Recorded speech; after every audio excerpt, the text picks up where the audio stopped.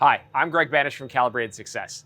Today I'm at SCT and we're going to start a new project here talking about how we do some performance improvements, but also keep those performance improvements emissions compliant. And we're going to look at some of the things that help us get there. With me today, I have Matt Alderman from SCT. Say hi, Matt. Hello. Matt, tell us about our test subject that we're going to be using in this exercise here. So today we have one of the latest F-150s from Ford, which recently, as we all know, Ford threw us kind of curveball. We were able to get around the security, so everything tunes just as it normally does with our tuning suite. We're going to go ahead and do some normal upgrades that we would do with our tuning calibration process, measuring our emissions as we go to make sure that we're compliant. And then we're going to add a little bit extra to it for future proofing for when we go ahead and do some of our other upgrades by doing a set of injectors and showing the importance of having the right data for that part that you're putting on that vehicle. Awesome. So making horsepower, of course, everybody in the high performance industry knows we all love doing that. Yep. You guys have a pretty good reputation for having some tools and even preloaded cals that make very solid gains, but we also have been very environmentally responsible, right? So SCT, if we look at the history, they've got a little bit of dubious interaction with the EPA, but now what does being environmentally responsible mean to SCT? Well, right now it's a big important part of our business model. I mean, we're going ahead and having third-party testing with, like, currently a SEMA Garage. We're doing all of our in-house testing before we send, because as we know, there's no guarantees to any of that. So, okay, so getting that third-party evaluation and getting the testing allows you guys to apply for an EO. Yes. And when the EO is approved, now we are 50 state legal on something, right? So we can sell anywhere in the United States and know that our customers don't have to worry about any kind of bad interaction on emissions or enforcement or things like that. So that's pretty powerful, right? Absolutely. So not only are we making the performance, but we're keeping our emissions in check, and the two are not mutually exclusive.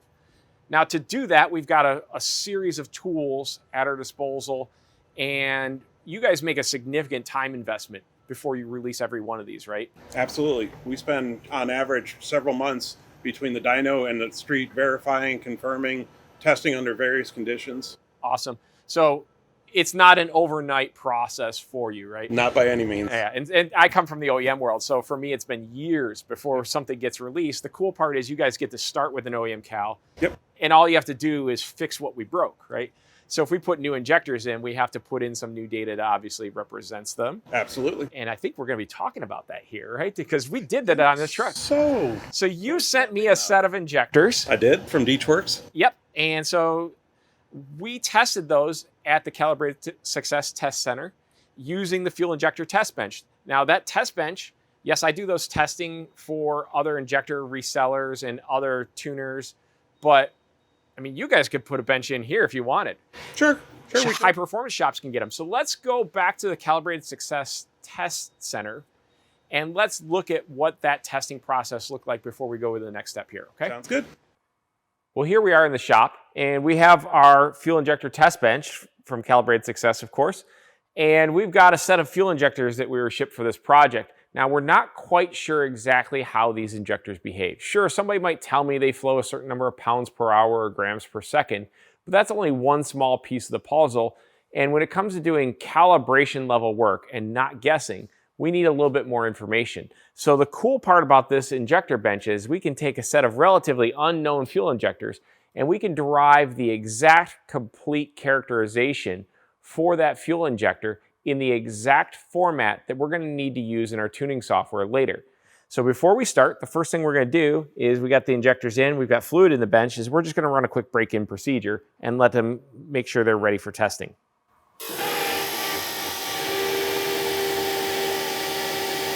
With the break-in complete, our next step is to see if all of these injectors flow similar to each other. And one of the features of this bench is to do what we call a balance test, where it's going to run all four injectors together simultaneously, and then it's sequentially going to drop each one of the injectors throughout the firing order.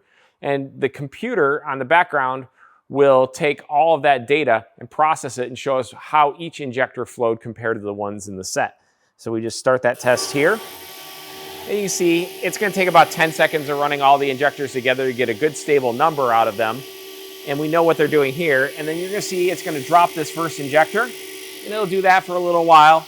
And after it's got enough data on that one missing, it's going to go to the next injector in the firing order. It's going to drop this one over here, just like that.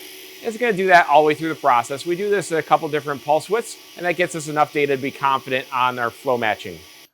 We take the raw data from our balance test, we put it through our online tool, and the tool gives us a graphical representation of what we would expect to see from these injectors and how we can compare them to each other. So on other benches, you may have seen where they actually fill up burettes and they have to eyeball them. This thing took all those measurements digitally, so it's even higher precision.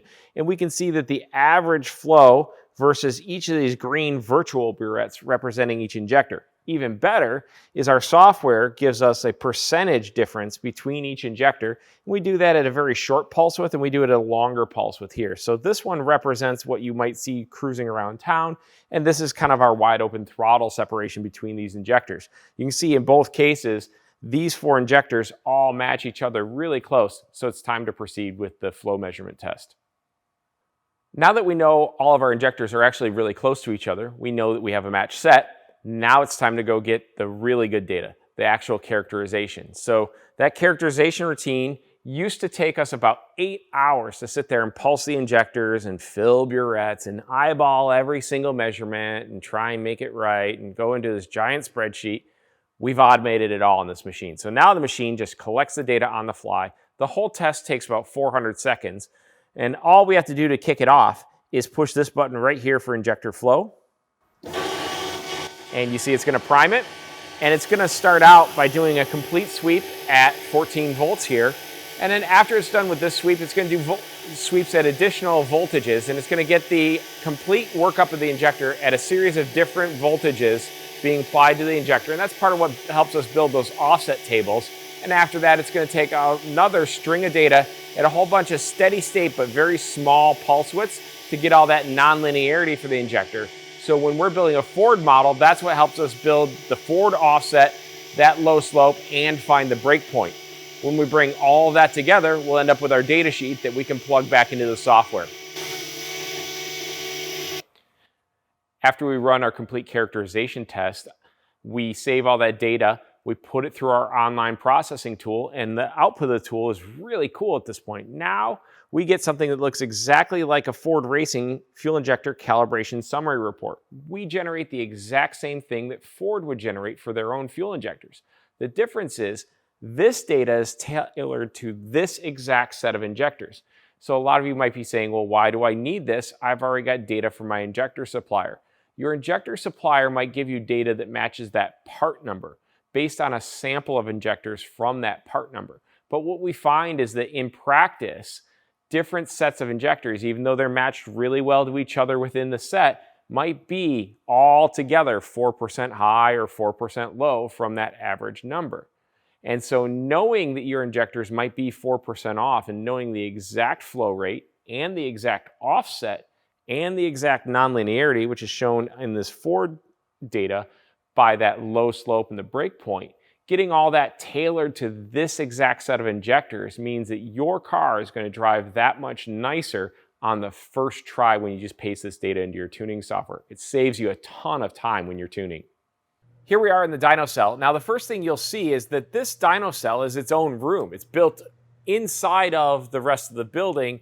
These walls are actually part of an isolation chamber for this dynamometer versus the rest of the shop area here. So it looks a little bit different than your typical performance shop.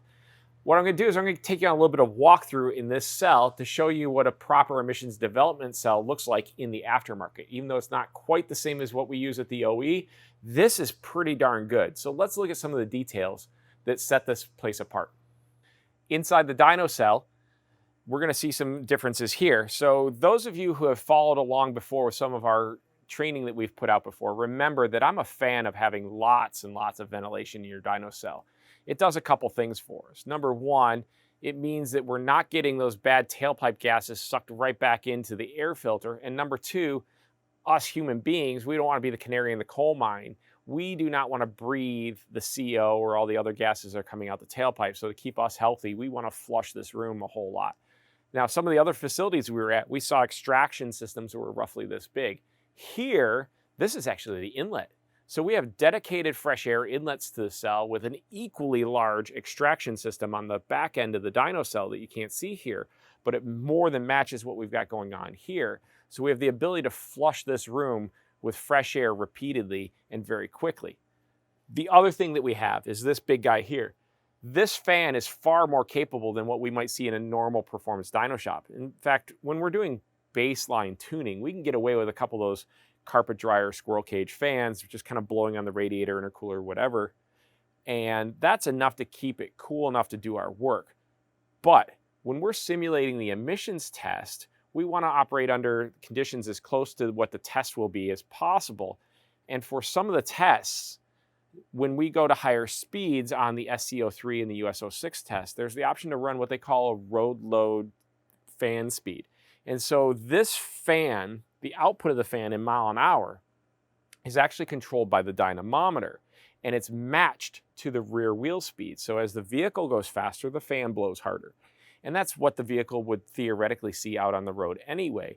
And it gives us a different cooling and potentially a different behavior from our engine, and we want to match that. So as we test, we try and make our test look a lot like what we're going to have to certify with later. Now, although we're not a true 1065 lab here, this is one of those things that brings everything that much closer so that our work here helps us have more confidence that we'll pass later. Next up, let's take a look at our actual chassis dynamometer. In fact, that's kind of the foundation of our whole facility here. And we're lucky enough that this facility has, if you'll excuse the pun, quite the Cadillac of dynamometer setups in it.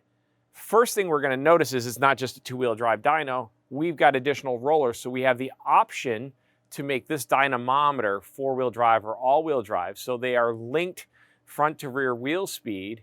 So even if the thrust or braking is different axle to axle, they're forced to be at the same speed, the same way the vehicle would have front and rear speed the same out on the road. So this makes our test conditions more closely represent how the vehicle's really used, and it also allows us to test vehicles that are not just two-wheel drive. Now, certainly with trucks like this F-150, we can just put it in two-wheel drive mode and use only the rear axle, but that's at our discretion. The next thing that's really cool about this dynamometer is the load control. So of course, one of my basic requirements is a load-bearing dyno when we're doing ECU mapping, because I want to hold steady state testing. And so an eddy current gets us there when properly implemented on a lot of dynamometers. And so that lets us do most of our homework. But when we talk about running emission cycles and trying to replicate what's going to happen on an actual CERT dyno in a laboratory, the coast down part of the test is a little bit different. And so we often need negative torque from the dyno. So the dyno is actually putting energy into the tires during some of the coast downs, and that requires something other than eddy current. It needs an AC motor, which this dynamometer has. Now, this addition of the AC motor does have some additional facility requirements, and our facility luckily has it. At a bare minimum, we need 240 three-phase power in order to run the AC motor for this system. Even better would be to have 480 three-phase power. So we need to make sure our facility will support this before we commit to putting the dyno in, or we're calling the electricians to try and make it happen. But once we've done that, we now have a dynamometer that can give us road load conditions that not only match our steady state driving down the road, but our positive and negative torques that we would see on the emissions test as well. The other thing that was really cool about this dyno setup is you see a lot of variables on my screen over there. A bunch of those variables are coming from our emissions measurement device. Let's take a look at that. When we're talking about taking emissions measurements, there's a bunch of tools that we use in our arsenals as calibration engineers and tuners. You guys can start adopting some of that as well. That technology is bleeding down from the OEMs out to the aftermarket, and it's bleeding down at a rate that is actually attainable and accessible to you guys. Now, when we talk about tools, there's this spectrum of tools, and way over on the basic end of the spectrum, we would start out with our wideband O2 sensors. And in fact, many vehicles like this F-150 have widebands, one on each bank, already integrated to the factory ECU. So it's really cool that we get that upstream air-fuel ratio number, because that's how we do most of our work. But when it comes to actually passing a test, the real measurement is way over here on this end of the spectrum with a 1065 bench in a laboratory. It's what they call a CVS column is the technology they use. Those things are millions of dollars in a climate-controlled environment. We're using very special fuels when we run through it. It's literally counting molecules.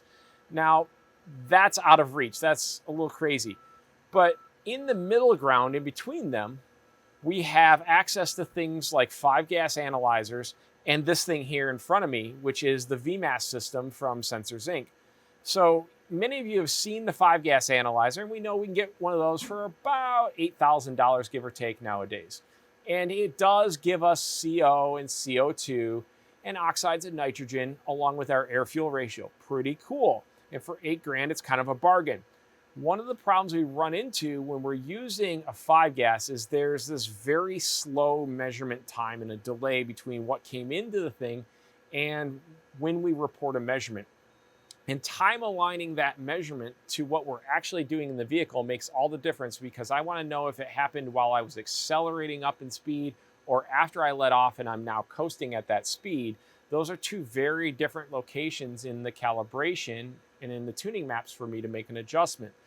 This device starts to take all that noise out of it and gives us a little bit more accurate measurement. So what we've got is all the exhaust gases coming in, and this isn't just raw exhaust gases. They've actually got an air pump, so it's dilute exhaust gases going in through a suite of sensors. And in here, we've got two major groups of sensors. So we've got an NDIR here capturing hydrocarbons and carbon monoxide and things like that, and our air-fuel ratio. And then we've got an NDUV that gets us a couple different species of oxides of nitrogen here, and it knows how to separate those also from the ammonia. So between these two, we start to get relative concentrations of the bad things that could potentially come out the tailpipe. And this is stuff that you wouldn't necessarily get with your wideband O2. Now, these are just relative concentrations. And when I take the test on the far end of the spectrum with the CVS column, the rules are written such that the test needs to see grams per mile. And grams is a very definite mass measurement. It's not a percent of something, it is a raw number. So to get to a raw number from a relative concentration, I need a flow meter. And that's what this big box here is. So we're actually measuring how much flow goes through this and then multiplying it by a concentration of the various elements from these other sensing groups inside the device to get grams per mile out of this device. So this can actually give me the same kind of data that I would be getting at the CERT lab. It's just in a much more affordable package. Now, granted, this is not 1065 compliant. It's not to the accuracy that's specified by the EPA. So this test alone does not guarantee that our results satisfy the EPA. But this is a heck of a way to study before you go take that test. So Matt, now we've set up our data logger and we've got our dynamometer set up for the FTP75. You have your driver trace in front of you. We have the dyno's ventilation system running. We have our fan in front of the vehicle, and our emissions sensors are ready to run behind the vehicle as well, tied into the dynamometer software. This is the magic hour. So we're going to start recording data now. So what's going to happen is you're going to start the test on the dyno, which makes everything start recording. I will record here on LiveLink as well. And you will start the vehicle. We will capture everything, including the cold start, all the way through the test. Okay. Start the vehicle, push the brakes and hold. Okay, there's our cold start. You pull it in the gear and you will follow the trace. So the cool part here is you're going to follow the trace and simultaneously we're getting our LiveLink data over here. Everything can later be synced by looking at RPM, mile an hour. This takes getting a feel for it. So there you go. Now on some of the D cells, yes, you need to use the brakes. Yeah, I noticed before, when I've tried it before, I used the brake, it got real aggressive, but remember, the dyno is trying to run the AC motor to simulate the mass of the vehicle while it's running. Right, so this should be more like what you would do out on the road than if you were just running the dyno in constant speed mode while you're tuning.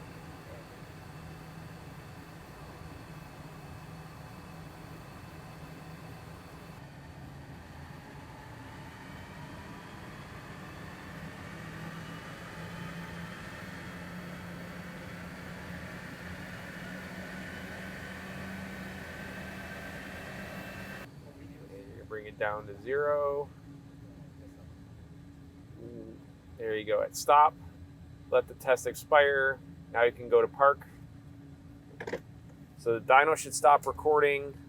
We will stop recording on our laptop here. And we'll save that file. We'll come back and look at that and the emissions results. Yeah, I can switch it to that screen so that we can. Okay, and then we'll look at our emissions results on there.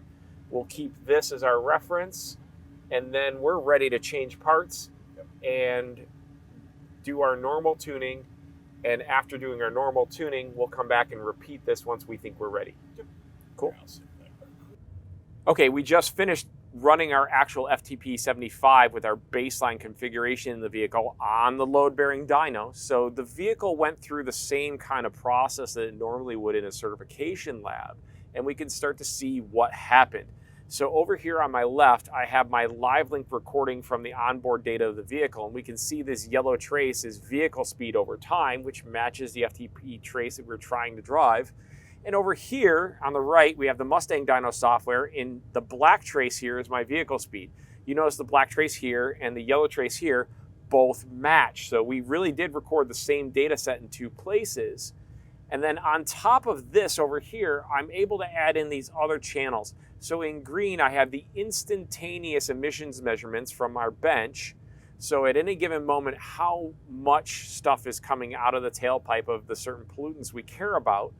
And then in blue below that, I have the accumulated total of those pollutants over time. And our certification values, when we go to a lab, is really grams per mile. So I take the total accumulated grams over the total accumulated miles throughout the test that was ratcheting up as we were driving it. And I get a rough estimate of what my gram per mile was. Now remember, this is not a cert lab, but it gives us an indication. And remember, this is also our baseline test.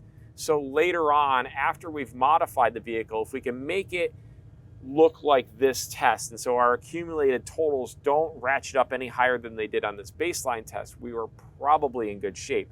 The Mustang software lets us click on it here and see the maximum value for all these things. So you can see my maximum distance was 7.5 miles.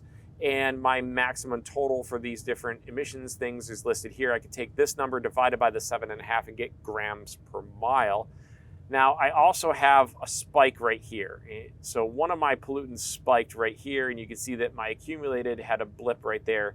Also during the cold start, most of our emissions happened in the cold start. We went from 0 to 14 on this blue line right at cold start. Well, we could start honing in if we're doing emissions development work and say, okay, what were the events here that caused that emissions thing to ride up? And that's where I'm going to go back over to my live link data, and I'm going to start overlaying other things on top of my vehicle speed. And I can see, here's my air fuel ratio throughout the run, and I can see this rich dip right here, right about the same time as I got this spike. So I have some sort of deviation in air fuel ratio control here. And if I was to try and improve the emissions of this system, I would probably concentrate here first and look into what caused that so that I can start cleaning up the vehicle. All right, Matt, so you sent me the injectors. Yes. I did the testing, and I ran them on my injector bench. So when we run that, we've got the full workup on the injector. We run across all pulse widths, so I can capture all the way down to 0 and when they first start opening.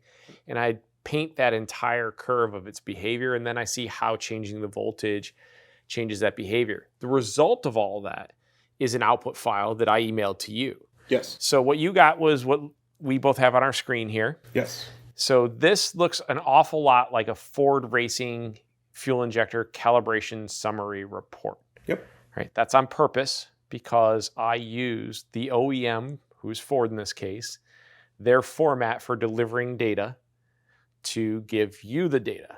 Okay, so now that we have the injector data input correctly, and we believe the injectors aren't going to contribute to any change in behavior in the vehicle, we now get onto the cool part of what's the common changes that we would do to make this vehicle more fun to drive. Well, sure. The big thing that we have is we have a value file system that gives you a good starting point, and then you can kind of tweak from there to whatever the needs are of that. So we can go ahead and we'll walk through some of them. We'll load our value file first. So we'll select load all values, and we have 93 octane in our vehicle out there. So we're going to choose our 93 octane for the 3.5. So this already started making the changes. It applies everything to it. And as you can see, this one here for our desired lambda watt, it's already made some fueling changes. If we want to look too, we can go down also in some of the torque request tables.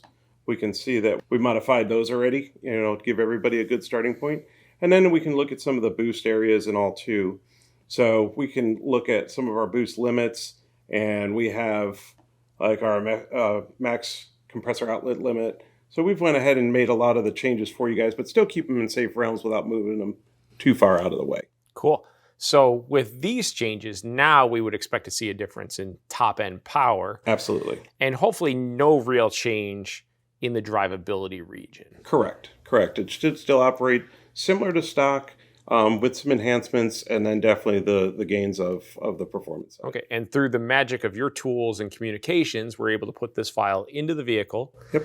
So all we need to do is go back to the Dyno Cell, drop this file in the truck, Yep. Start it, run it, drive it, and now we can check our homework using the scanning tool. Yep, absolutely. Beautiful.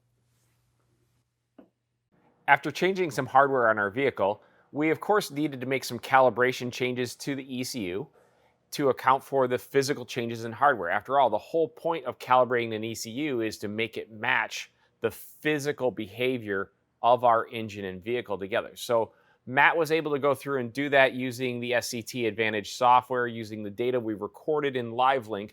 We went round and round, made a couple iterations, and we think that we're finally ready to check our emissions. We feel like it's running pretty clean. So today, our goal is to come in here in the morning, the vehicle's soaked overnight, and we're ready to do another cold start FTP test using the Mustang dynamometer and the tailpipe emissions equipment.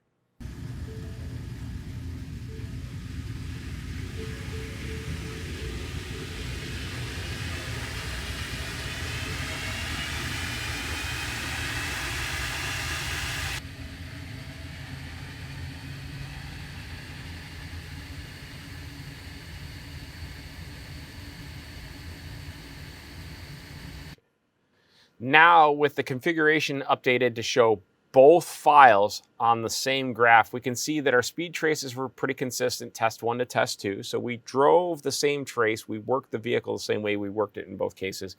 But our accumulated emissions, you can see these two lines that separated a lot right at the very beginning here. So this steep accumulation of emissions here on one test is not there on the other test. So clearly, the calibration work that we did made a difference to what we measured at the tailpipe. So this begins to become the way that we have a little bit more confidence to show up at our certification laboratory with a vehicle or a program for testing. Now, as your non-attorney spokesman, I'll tell you, the way the EPA is still currently written their opinion on reasonable basis, this is not a 1065 lab. So this is not necessarily our get out of jail free card, but this sure as heck is directionally correct. So it's showing that we're going out of our way to take some measurements and that we are seeing that measurements generally get better. They may or may not believe us on that, but if we go to a cert lab, that will be the evidence the EPA will accept. This is the homework we're doing before we go take that test to make sure that we pass. Matt, what did you think about our process over the last couple of days here? It's been great. We were able to gather all the data accurately through our data logging software, Sensors Inc. device, our precise injector calibration data that we had from you as well. Everything just fell together nicely, and we have precise data. Yeah. So we're trying to make that transition from tuning to calibration, right? It's more science than art if we really get down to it. And our industry has been facing ever increasing pressure for emissions compliance. And really, we want to be responsible. SCT, you guys have been doing a really good job being a good example lately, showing companies what it can look like when we do it right. And so we're environmentally responsible, but we're still bringing smiles to the customer, right? We bring that value to them. So with that, I want to give a heartfelt thanks to some of our sponsors who made this all possible. So the guys at Mustang kind of helped us bring this whole video together. SCT, you guys are hosting us here. That's pretty cool. Well, and thanks to you as well for the injector data and everything. Your contribution toward this whole project has been invaluable. Sensors Inc. too, for providing the emissions equipment with us throughout this process too, to help put it all together. Yeah, the DeechWorks injectors, they're pretty consistent. We ran them on the bench flawlessly, no problem. Yep. So, getting that data and putting it right into your software where your tool just accepts that directly, couldn't have made the process any easier. Yeah, Yep. Copy and paste, brother. Paste. Till next time. I'm Matt Alderman from SCT. And I'm Greg Banish from Calibrated Success. Thanks for sticking with us on this project, and stay tuned.